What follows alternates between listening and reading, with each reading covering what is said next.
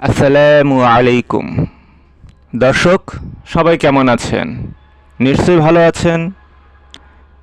আসুন জেনে নেই যে কারণগুলোতে অজু ভঙ্গ হয় না। ১. হেলান না দিয়ে বসে বসে তন্দ্রাচ্ছন্ন হয়ে ঝুলতে থাকলে। ২. হাঁটুর উপর কাপড় উঠে গেলে। ৩. নখ বা চুল কাটলে। ৪. মৃতদেহ ময়নাতদন্ত করলে। ৫. খোস পাছরা, আঘাতজনিত বা কাশির সাথে অল্প পরিমাণ রক্ত যা ক্ষতস্থান ত্যাগ করেনি।